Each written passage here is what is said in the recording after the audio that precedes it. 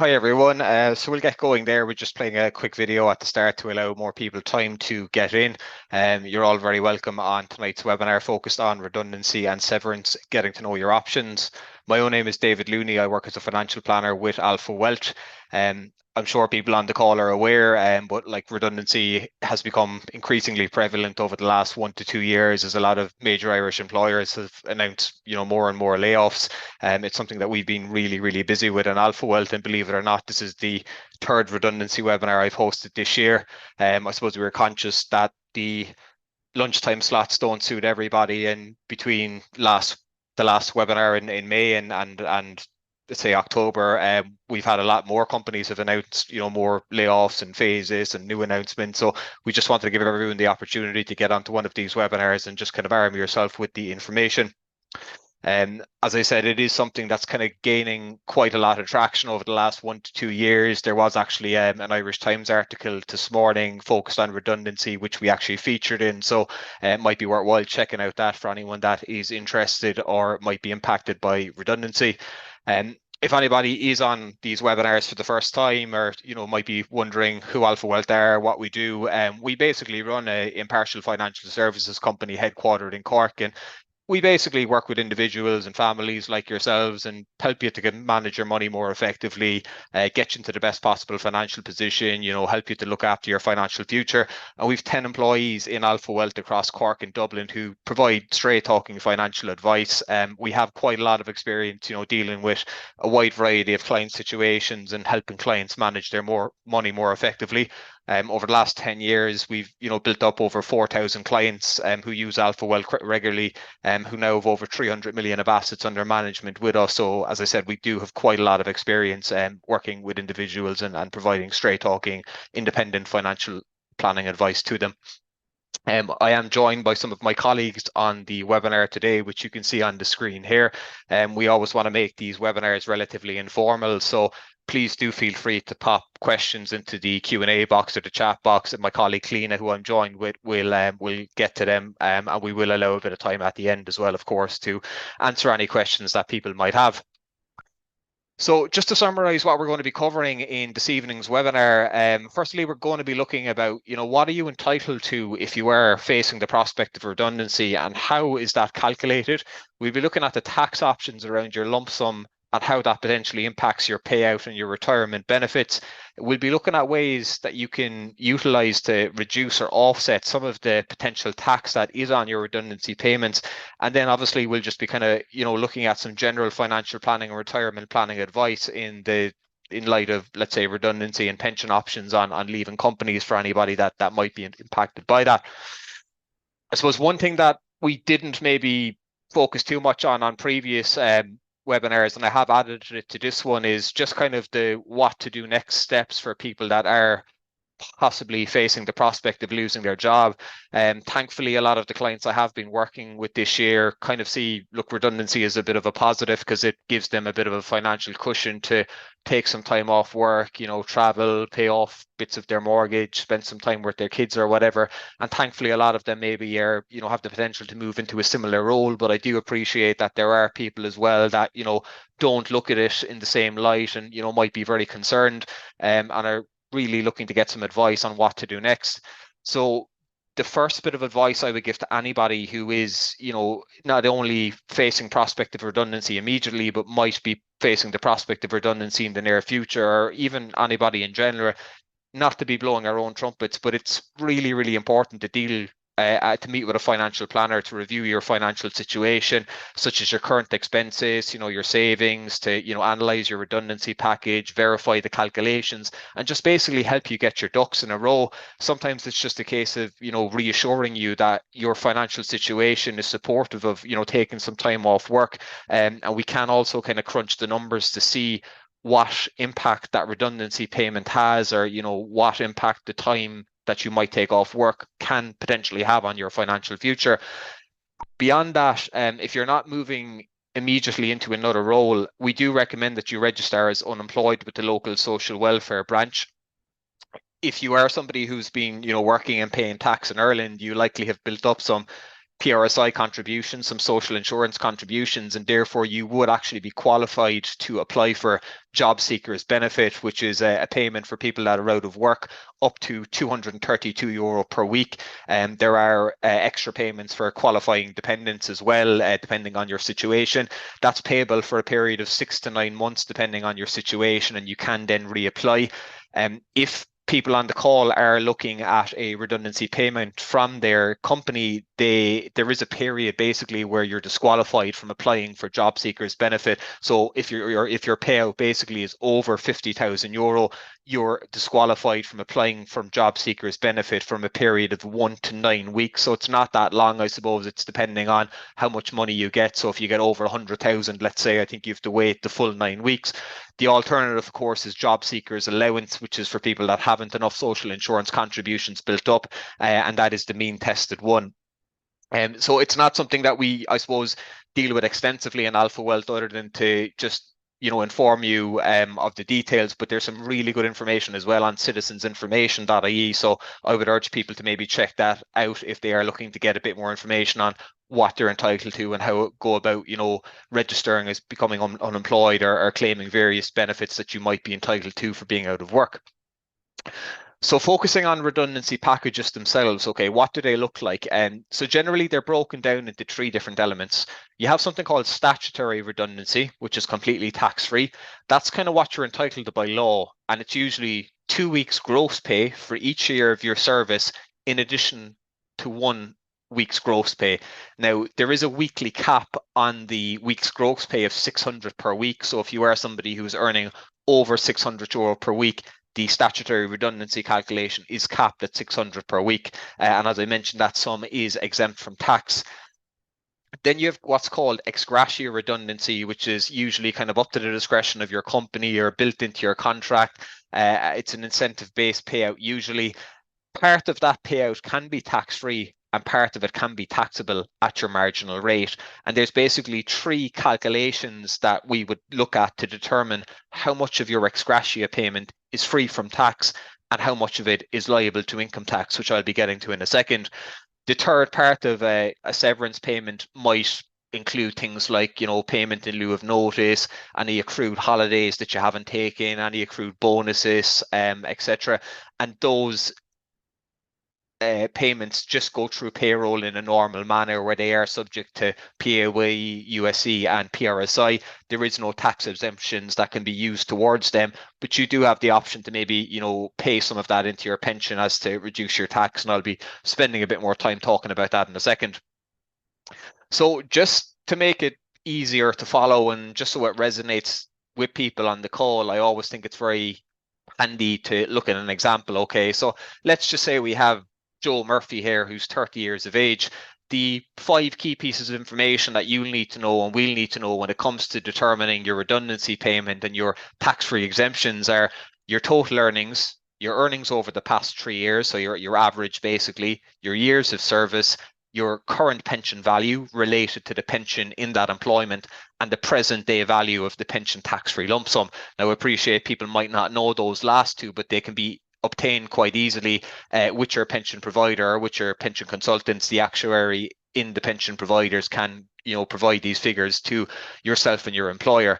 So if we take Joe here, okay, his statutory redundancy is working out at the €600 per week capped payment by 2 by his 9 years of service, plus an additional 1 week's capped gross pay, which is giving him a figure of 11,400 tax-free. The ex gratia payment then is really kind of company dependent, but a common one we see is weekly earnings by 6 by years of service, not capped, of course. So in his case, that's 1,192, which is his actual gross weekly earnings, multiplied by 6, multiplied by his 9-year service, which gives an ex gratia payment of 64,368. As I mentioned already, part of that ex gratia payment can be exempt from tax and part of it is taxable. And it's based on a series of 3 calculations with the highest answer equaling your tax-free entitlement.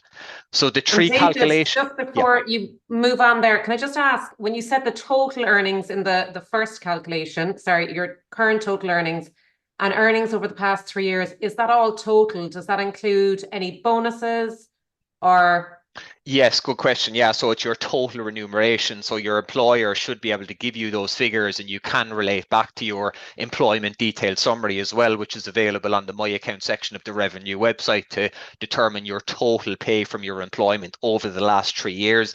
The reason we need the 3 year average is that it is used in one of the calculations that I'll get to in a second. Perfect.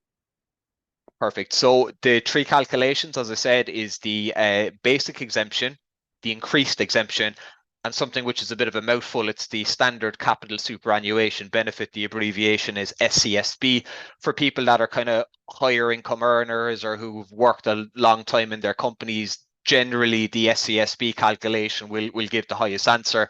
The basic exemption, firstly, is €10,160 in addition to €765 for each year of service with your employer.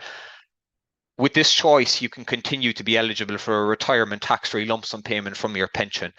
The second exemption is something called the increased exemption, which is basically the whatever answer the basic exemption spits out plus an additional €10,000, but you can only avail of that option if you aren't about to draw down a tax-free lump sum from your pension, or haven't in the last 10 years, or you haven't used a tax-free exemption on previous redundancies in the last 10 years. With the increased exemption and with the SCSB calculation, both of those ones, if you're taking the full exemption, they actually involve you waiving your right to the future tax-free lump sum from your pension relevant to your current employment.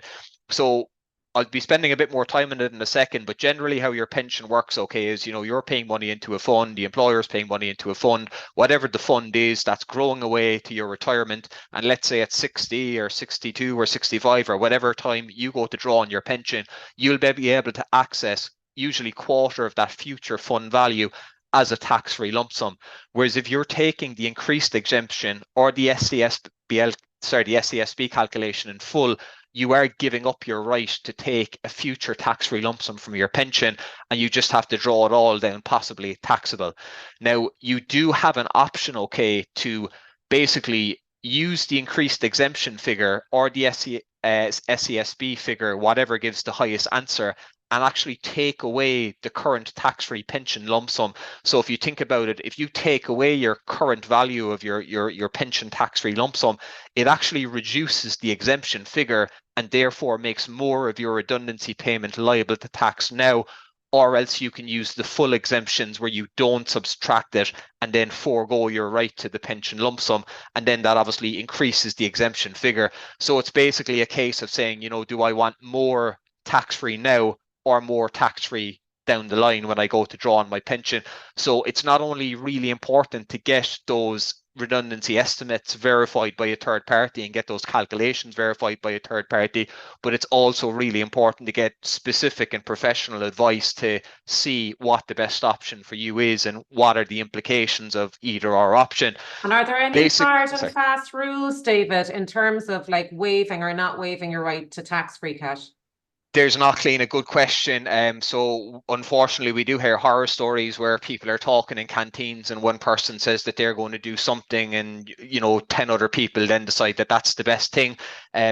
What you decide to do is very, very specific to your individual financial situation. The answer, I mean, no two people's financial situation is going to be the exact same, and their requirements are not going to be the exact same. So it is important to assess every situation on its own merits and get the advice. And one other question that's come in as well is, how does maternity leave impact the years of service, or do you know? Good question. I'm not 100% sure on that one. It's something I can look into maybe and get back to you. If you want to pop me an email, I'll be sharing my contact details after the webinar. I would imagine maybe that paid maternity leave would count towards, like years of service, but if you're on unpaid maternity leave, that might not be included in the total years of service. But look, it's something that Yeah, we can firm up we on. can follow up. There's one or two other questions just to deal with right now, if that's okay. Yep. If SCSB gives me a value of 80k tax-free, will you still be able to access 120 tax-free after retirement? 120k. Yes, sorry, yeah, that person's so when it comes to drawing down a pension, at retirement, you can take quarter of the fund, usually as a tax-free lump sum, subject to a maximum of 200,000, which is the lifetime limit on tax-free lump sum. So yes, you still will be able to take the tax-free lump sum from your pension. Sorry, but just to backtrack there a small bit, if you take the full SCSB calculation, you're actually waiving your right to the pension from your current employment. So you cannot take the lump sum from that pension, but you can take it on any subsequent employment pensions or previous employment pensions. And what if you have a number of pensions from other employments or same employment, but let's say different contracts? Is the waiver ring fenced to the current pension fund? Yes, it's only ring fenced to the current pension fund. That's a good question. So you're only, if you do decide to take the full increased exemption calculation or SCSB calculation, whatever one gives you the highest figure, you're only waiving your right to the pension related to your current employment. It doesn't impact any previous pension pots or subsequent pension pots and other employments. Okay, perfect. Thanks, Kalina. Again, let's just have a look at how these numbers work relevant to this particular individual, Joe Murphy. Okay, so we already know that his earnings are €62,000 a year. We know that his average earnings over the last 3 years are about 53,300. He's 9 years service. He's 60k in his pension, which roughly 25% of that is 15 grand. His total package is €768, which is made up of 11,400 that's statutory and 64,368 of ex gratia. If we look at his basic exemption, okay, it gives a figure of 17,045. Now, just to note, for some people, depending on their situation, their salary, how many years they work, what the current value of their pension is, the basic exemption might actually absorb all of the payment, and they mightn't even have to look at the increased exemption or the SCSB calculation and having this conundrum as to whether to waive the pension lump sum or not. But the increased exemption is the 17,045 plus €10,000, which would give a figure of 27,000 for Joe. But if he's going to go with that, he needs to waive his right to his pension lump sum. The SCSB calculation is actually giving him the highest figure. So basically, that's his average annual earnings for the last 3 years, the €53,333, multiplied by his 9 years of service and divided by 15, which gives a figure of 32,000. Now, if he wants to retain the right to the pension lump sum, you'll notice that if we take the tax-free lump sum, the current tax-free lump sum value, away from the 32,000, which is the highest answer here, it only leaves him with 17,000. We can already see that the basic exemption calculation is 17,045, which is actually higher. So in Joe's particular example, if he's going to waive his pension lump sum, he can use the full SCSB calculation of 32,000. But if he's not, it's actually the basic exemption which gives the highest calculation. So basically, if he is going to waive his right to the pension lump sum, his net payout after leaving service is 59,584. And if he decides to keep his right to take a tax-free lump sum from his pension on retirement, he's going to come out with just over 52,000. So there's only a difference of about 7,500 there. But it is really down to your individual details will really skew those figures. So this could be way off for certain people, or it might be very similar to other people's situation. But it's just helpful to go through the numbers in a particular example to help people understand, let's say. So I suppose the big question for Joe here, and the big question for a lot of people is it worth giving up your right to a tax-free lump sum from your pension for an additional, say, 7.5 grand? Now, it really depends on your circumstances, as I said, and it depends on your need for cash now and what the implications are of waiving or not waiving. If we look at Joe, okay, he's built up a fairly decent pension pot for his age. He's 60 grand in a pension. And remember, the benefit of pensions is that they accumulate tax-free.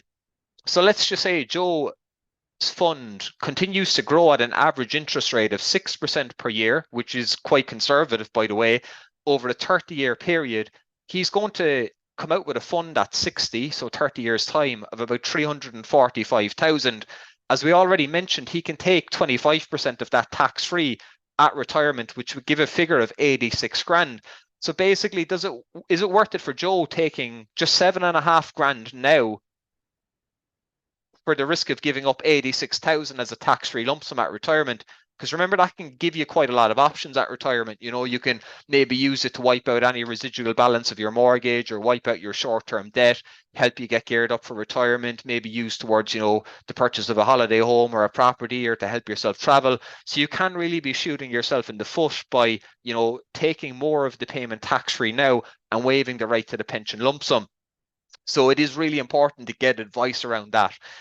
Just to mention, there is kind of a loophole where you can have your cake and eat it. Basically, you can take an option. Okay, there is basically kind of a loophole in the pensions and tax legislation where you can take the higher amount of your redundancy payment now, leave your company, and transfer your pension to something called a PRSA. It's a bit of an anomaly in pensions legislation, because if you have a PRSA, it's not categorized as an occupational pension scheme, and anyone that has a PRSA is entitled to take 25% of the pot tax-free when it comes to their retirement. Now, you do have to get something done up called a certificate of benefit comparison from a third-party actuary. It costs about €1,500 to do that, and it's important to kind of analyze, you know, the pros and cons of keeping it in a company scheme versus transferring it to a PRSA.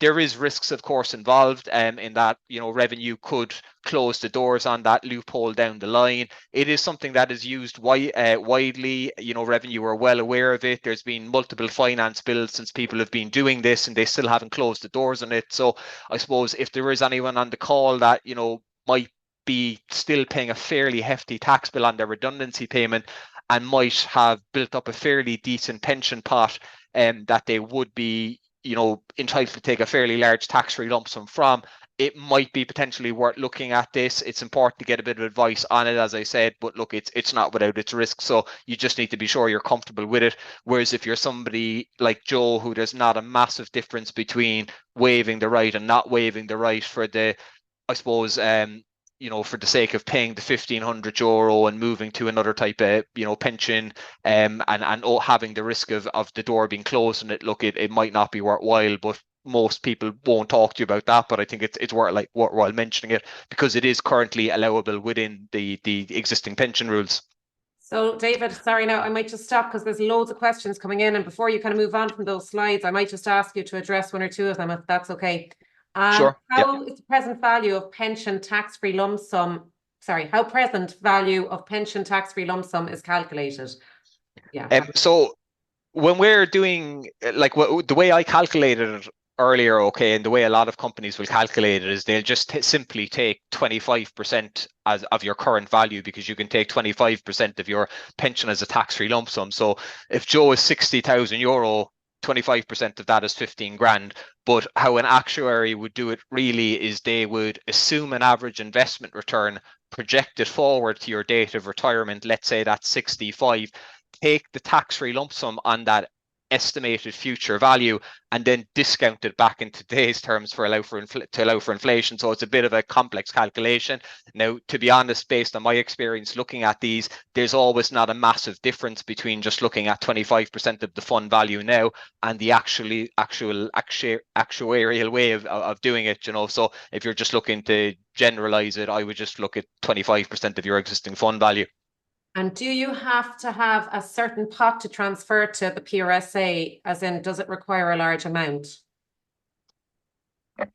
Yeah, well, that's the thing. I suppose it really might only make sense doing it if you have a fairly decent pension pot, because, like, I mean, if you have, let's say, somebody that has, you know, $500,000 in a pension, they're going to be allowed to take a fairly sizable lump sum from that pension at retirement. So they might be happy to pay for the certificate of benefit comparison, you know, look at the option to transfer to a PRSA, and are comfortable with the, you know, the risks of possible changes in legislation on that front. Whereas if you only have, you know, 5-10 grand, it's probably not worth the hassle, and it's probably not going to impact your redundancy payment that much anyway. So you might just decide to, you know, waive the right or not waive the right, depending on your situation. It's only really kind of looking at the future impact of your decision.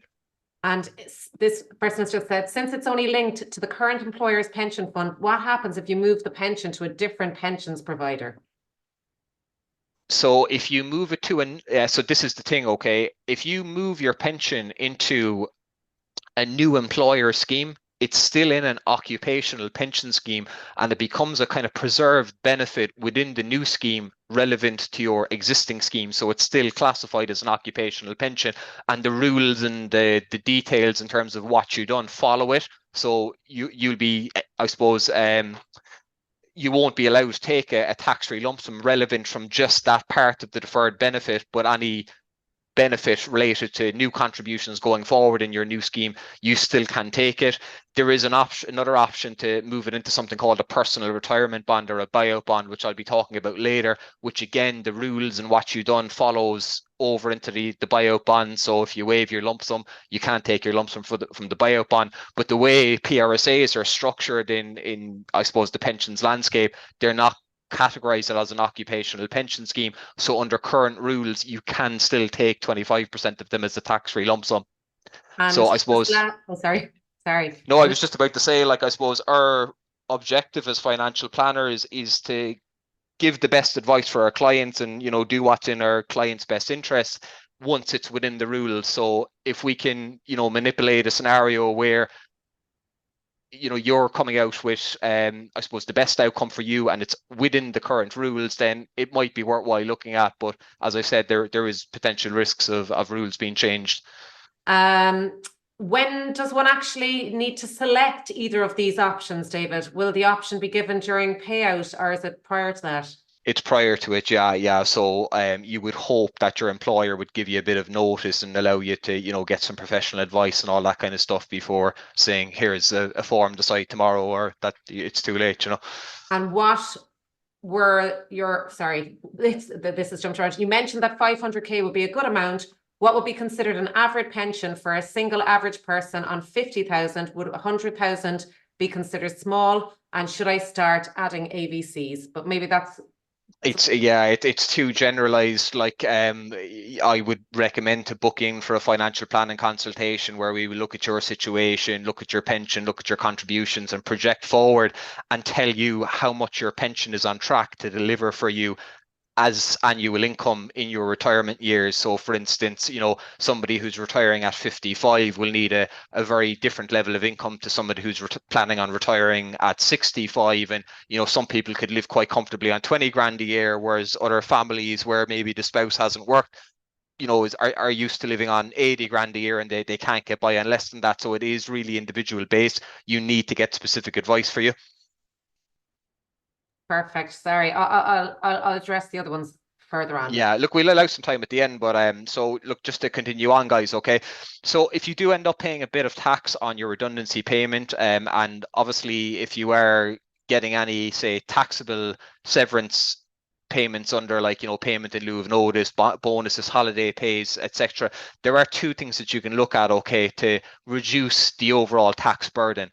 The first is by making last minute AVCs. An AVC is just, an increased pension contribution, or in this case, a lump sum pension contribution. Now you have to do this before you leave your company, okay? So your scope to contribute to a pension is dependent on your age and your earnings. So if, for example, you earned €80,000 last year and you paid 5,000 of that into a pension through regular monthly contributions, if you're in your 40s, you can actually pay 25% of your salary into a pension, which is a total of 20 grand, but you've only paid in 5 grand. So what you can do before leaving service is you can either potentially put some of the bonus into the pension where the full, say, bonus would arrive in there, not taxed, and grow tax-free to your retirement, or you could put some personal cash into your pension, let's say a figure of €15,000 to max out last year. And basically you can include that 15k in a 2023 tax return, and revenue would return you 6 grand in tax, which is the 40% rebate. So basically it just costs you 9k to put 15k into your pension, which grows tax-free to retirement. So in a way, you're reducing your overall tax liability by €6,000, which is lessening the tax burden potentially on your severance payment. It needs to be done before your last day, and you can obviously max out for both this year and last year. You do have an opportunity, sorry, by the way, to max out for last year, which is the tax deadline, which is actually the end of this month, but technically mid-November if you're doing it online. So if anybody is looking to avail of that, I would get cracking on it as soon as possible. We can give a bit of advice there if it's needed. In my experience, a lot of people are, I suppose, put off doing this because one of the wild conceptions we still have out there in the Irish market is that pensions can't be accessed until 65 or 70 or whatever, which is nonsense. All pensions, well, most pensions can be accessed from 50 onwards, particularly if it's a company pension scheme. So for people that are in their 30s, 40s, they can do this and basically draw on the money in just a couple of years' time if it's suitable. But generally you wouldn't be drawing a pension until you're looking to retire in any case, but it's not tied away till late 60s. There is another thing that you can do, which is to make an investment into a qualifying tax efficient investment scheme called the Employment Investment Incentive Scheme, or EIIS for short. EIS is kind of the only thing in Ireland which allows you to reduce your tax bill at a high level outside of making pension contributions.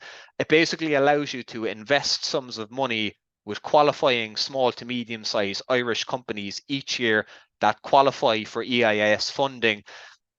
And it is let's say, a government backed scheme because the government wants to help kind of early stage, medium sized Irish companies, let's say, raise capital to, promote economic growth, employment, all that kind of stuff. But to reward you for investing in these companies, they will basically give you a tax rebate on your investment amount, which can range from anywhere from 50% to 25%. There are loads of companies every year that look to apply for EIS funding. Some of them are, very unproven startup companies, which are the ones that qualify for 50% relief, but there are some really good companies there as well. So it's just important to, make sure you're comfortable with the risks and you know exactly what you're investing in. Just to give you an example of how it would work, let's say you took your redundancy payment, paid some tax on it, and then you put, let's say, a figure of the after tax payment into an EIS scheme. It's generally a 5-year scheme, but in year one of the scheme, you will get a certificate which allows you to claim, let's say, 35% of your investment back from the Irish government. So if you think about that, you put 10k in and within a couple of months you're getting 3,500 back. So really you're only kind of tying up 6,500 or risking 6,500 out of the 10,000 because the 35% is guaranteed through the tax rebate. All going well, in 4 to 5 years, the company will endeavour to return you your €10,000 capital invested plus a return which can usually be about 30%. So in this example, you made an investment which had a net cost of 6.5 grand, and potentially that's going to grow to €13,000 over that 4 to 5 year period. So it's a double your money scheme if it works out, but it is risk based, of course. Now, we have a lot of clients that are always looking to utilize EIS schemes. So what we do in Alpha Wealth is every year we will kind of look around at some of the types of companies or opportunities within that space and try to cherry pick the top maybe 2 to 3 opportunities every year. There is an opportunity that we are speaking to clients about this year, and it is a company called 5 Mile Concepts, which are basically a new coffee and hospitality venture, which is run by the operators of Clishta Hospitality Group, who are a very experienced and successful hospitality veteran in Ireland. They manage and own about 15 hotels, bars and restaurants up and down the country, including the Muckers Park in Killarney, the 5-star, a lot of the Radissons, the Hibernian in Killarney. But they've basically acquired a building, this building here, the 2 Mile Inn in Cork last year, and they're basically putting in a new bar, restaurant and coffee roastery. So you have, let's say, a venue that's giving multiple income streams. There's the coffee side, which is trading under 5 Mile Coffee, and it's now being distributed through their network of hotels, bars and restaurants, as well as the potential into independent cafes, etc. And then you have the bar, restaurant and cafe as well on the other side. So I suppose we're kind of leaning here on the experience, the economies of scale, the expertise that the overall kind of Clishta Hospitality Group structure brings to this venture. There is other opportunities as well within the EIS space that we're happy to speak to clients about, and we can send people information on them for anybody who's looking at investing in EIS. So what I just want to talk about now is your pension options after leaving service. Okay, there was a couple of questions alluding to it earlier in the webinar, but we would advise people to take a bit of action when they leave their company. Okay, don't just leave your pension within the company. Your options basically when you leave a company are A, you can leave the pension where it is in your existing employer scheme, who you no longer work for, I might add, and just access it at the normal retirement age, which usually tends to be 60 or 65. You can also transfer it to your new employer scheme, which I'm not a fan of, because what you're doing then is tying up all of your pension funds in a current employment scheme whereby you can't access any of the money until you leave or retire from that employment. So you can lose a lot of options there and access. You can also move it to this pension bond, or the PRSA that I mentioned earlier, which basically moves it into your name. You get the ability to access it from 50 onwards, which suits a lot of people. And the advantage there is that you're not restricted to the fund options within your old company pension scheme or the fund options in your new company pension scheme. Unfortunately, our experience is that most large corporate pension schemes in Ireland, their fund options are pretty crappy, if I'm being honest with you. There are much better options available, I suppose, in the wider market, and leaving your company gives you the opportunity to move to better performing funds rather than being restricted to a limited range of underperforming funds in corporate pension schemes. There is an option D, which is to take a refund of your payments that you made into the scheme, less 20% tax. You lose the employer's contributions in that case, but that only extends to people who were in their company pension for less than 2 years. If you were in the scheme for longer than 2 years, you don't have that option, but you crystallize all of the employer and your own contribution. So it's a case of leaving it where it is or transferring it. The most important considerations really is, where is your money invested? That is key. Like what funds are you invested in? Are they suitable to your age and your term to retirement? How are they performing versus the market and versus their peers? Also, when can I access it? If you were somebody who was maybe targeting an early retirement, let's say 55 or 58, it really doesn't suit you having most of your money tied up in a company scheme, which won't give you access to it until maybe 60 or 65. And how easy is it to get my hands on it? Is it being managed? How easy is it to track it and link in with somebody? And I would basically stress that, like, the strength of the employer is completely irrelevant in this case. Like, if you're in a company scheme with, let's say, Dell or Apple, where your funds are in Irish Life, the success of your pension is tied to the performance of those funds. It's not, tied to the strength of your old employer. They're completely irrelevant in this case. The reason I talk about, this opportunity of being able to move your pension funds out outside of your main scheme is because there are much better funds out there in the market versus some of the funds that are in a lot of corporate pension schemes. And what I've done here is just compare a bunch of the main risk level 5 funds in the Irish market. When I say risk level 5, that's 5 on a scale of 1 to 7. So it will be a moderate to high risk portfolio. The reason I've chosen 5 is it tends to be the most popular pension fund for a lot of people. It suits anyone in their 30s right up to maybe their kind of 50s, depending on when they're going to retire. So it's a fund really that could have anywhere from maybe 60 to 80% in global stocks and shares, which is where most people should be if they have a sufficient time frame to retirement. But if we just look at some of the providers, okay, we have Zoric, we have Irish Life, who look after a lot of corporate pension schemes, we have Mercer, who look after a lot of corporate schemes, and you have Aviva. Zoric, their Prisma 5 fund has returned nearly 70% over the last 5 years. The same risk level Irish Life fund has done less than half of that. There is another Irish Life fund, funnily enough, which is the same risk level as this guy and has done about 12% more in returns, 11% more in returns over the same period. You're looking at companies like Mercer, 46%, and Aviva, much worse at 37% again. So if you're in, let's say, a fund with Irish Life in your current employer pension scheme, you can potentially move it to a vehicle that not only allows you to access it from 50 onwards, but is in the best performing funds in the market. The only way to ensure that you're in the best performing funds in the market is to get independent advice and deal with somebody that can give you that, full market offering.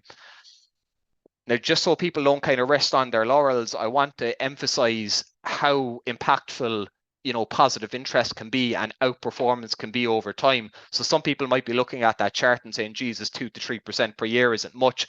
It is. If you 50,000 euro growing at 4% per year for the next 30 years, it would equate to a fund value of 162,000.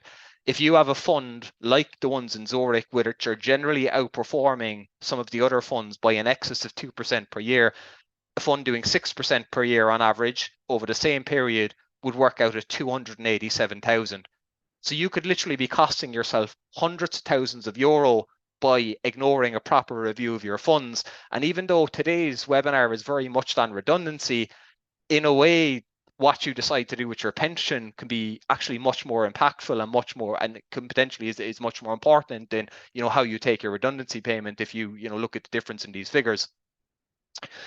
Just outside of pensions and redundancy payments, it might be worthwhile considering any other benefits that you might lose on exiting your employment, and maybe ask yourself, is there a need to affect personal policies to protect you and your family? If you're moving into another multinational company which has all of these benefits already, great, you know, you're not really exposed there if you're not out of work for a long period of time. But if you're not, you know, it's important to consider the impact of losing things like debt and service, which is like life cover that you have through your company, income protection or disability cover, which your company, you know, a lot of companies pay for staff, and health insurance. A lot of people have built up shares as well, maybe in the companies that they work for, and it is important to get a bit of advice there, because, you know, we meet a lot of people that have way too much money in the company that they work for and not a whole lot in other investments. So it's literally this kind of all eggs in the one basket approach, which comes at a lot of risk. So it is important to, you know, get a bit of advice there on both the tax treatment and, you know, ways to diversify your portfolio and reduce your risk.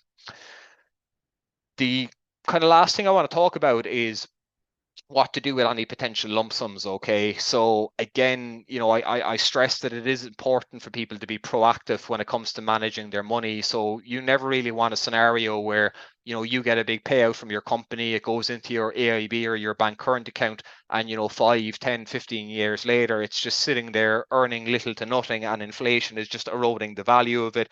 So it's important to kind of educate yourself on the alternative savings options in the market to get a lump sum working a little bit harder for you. And this extends to any savings we have, not just, you know, lump sums from redundancy payments. Firstly, it's important to realize the distinction between short-term savings and what I would deem as medium to long-term savings, and it comes down to the time frame.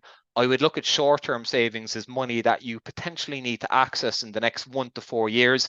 That ideally should not be invested. It needs to stay in, you know, bank accounts. Now, as it happens, the online banks have the best rates. So when I say the online banks, I'm talking the likes of Revolut, Bunk, Trade Republic, Raisin.ie, Lightyear. You know, some people might be familiar with them. If you're not, I would encourage you to explore them. They give a much higher interest rate than any of the Irish banks, the credit union, which pays nothing, or An Post. I wouldn't go near the credit union, respectfully, not that I have anything against them, but people need to realize that we're in, you know, different territory. Like, interest rates are much higher, and nobody on the call should be expecting or should be accepting 0% interest for their savings.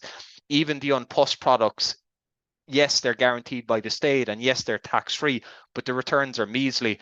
The bank I use myself is Trade Republic. It's this guy here. It's an A credit rated German bank, and money within the bank is held under various deposit guarantee schemes, which is the same situation we have here. But Trade Republic gives a 3.5% interest on cash that is held within Trade Republic accounts. There is dirt to be paid on that. So the after tax return is 2.35%. There's no encashment penalties or fees on the account. And as I said, it is guaranteed by an A credit rated German bank, which is the highest possible credit rating that a bank can have. Most Irish banks are a B. You know, people are very accustomed to using Revolut now, which is a Lithuanian bank. So it's just, as I said, about, you know, adjusting to this new reality. As it happens, people are tying up money with An Post to earn an interest rate of 2% when they can have money with Trade Republic and earn north of that without tying up the money and having access to it. So just educate yourself maybe on, you know, the various options that are out there for short-term savings in this new higher interest rate environment. And look, we can give a bit of advice there. Now, for longer term savings, 5+ years, you know, saving for your kids' future, saving for your, you know, retirement, or just building up money, you know, over a 5+ year period, you should be investing that money. Because even though these rates are attractive, they're not going to outperform inflation. And if we're not outperforming inflation, we're going backwards, we're losing money. So the only way we're going to protect our wealth and grow our money is by investing it.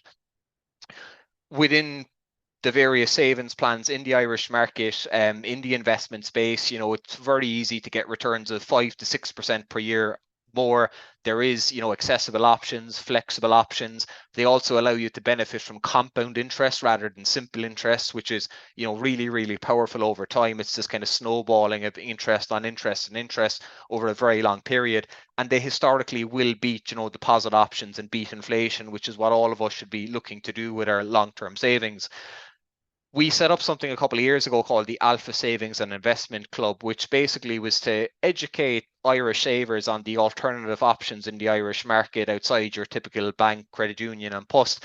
And we basically utilize what we believe are the best savings plans in the Irish market to grow our own savings and our client savings, all within the Savings and Investment Club. So you can pay into these plans either on a monthly basis from as little as €100 per month. The most common case we get is somebody who wants to maybe save for their kids' education and wants to put the child benefit of €140 per month away, but you can also put lump sums and top ups into them. They're really flexible in that you can increase, decrease, stop and restart, and the terms are also open-ended. They do allow you to get access to, a very wide variety of, loads of different savings funds in the Irish market with various risk and reward levels, and all of them have really good long-term track records. And we would see ourselves as one of the lowest cost brokers in Ireland in that we reduce the fees to give you an extra 1% on your savings. So we actually covered the government levy for you to make sure all of your money is invested in the plan from day one, which is not the typical, I can assure you. And it is important, obviously, if you have something like this already, just to maybe look under the bonnet, look at the fees that you're paying, look at the investment performance in the funds, and we can even review that for you as an independent advisor. One of the funds that we use regularly within the plan is the Zoric Balance Fund. It's launched in 1989, so it has a very long-term track record. It's managed by Zoric, who are not only one of the biggest fund managers in the Irish market, but one of the biggest worldwide. So you're getting, quite a lot of security and, experience within these funds. But the Balance Fund is an extremely diversified fund that gives exposure to over 600 assets, including equities, bonds, cash, and alternatives. So it allows people to get exposure to a really well diversified portfolio at very low entry levels at, no hassle at all for them. If you can see the small, I suppose, numbers here, you can see that the Balance Fund has averaged returns anywhere in the region of 8 to 10% per year, depending on the time frame. There is just an annual fund management charge, which can range from kind of 1 to 1.5% per year, depending on what you're paying in. So you can see that there is a clear track record of this fund giving you a positive return after charges, after tax, which significantly outperforms inflation and significantly outperforms deposits. But look, we're happy to talk to people a bit more in detail about that and how they can utilize it for their own situation, or even other funds available. The Balance Fund is just one of many funds available within the Alpha Savings and Investment Club that we can talk to people about. So just to wrap up, I just want to mention that we do a lot of these kind of online financial webinars. We usually have a couple every month. The next one I'm doing myself is coming up on the 21st of November at 1 p.m. Learn these 3 tax tips to put more money back into your pocket. I'm sure the guys can maybe pop in a link to the chat to help you register for that, but you can get some information on our website, alphawealth.ie, as well. I know that there's a QR code there as well, so people might be able to scan that QR code. We will share this recording with people as well, just to mention. And finally, I just want to say, outside of anything we discussed today, be it redundancy, pension, savings, we do offer kind of a full financial planning service to all our clients, which is kind of a holistic approach to analyze your current situation, get you into the best possible position, making sure that you're taking the right steps to address all of your future financial goals and aspirations. We do provide 2 excellent offerings. There's our core review service, which is just $199. That's a once-off fee, which covers all meetings, subsequent meetings, advice and setup of plans. And then we have a more tailored I suppose offering for clients who are either business earners or are earning I suppose certain income levels or have certain investable assets, just because they require a bit more specific advice, other areas to explore, and generally takes a bit more time.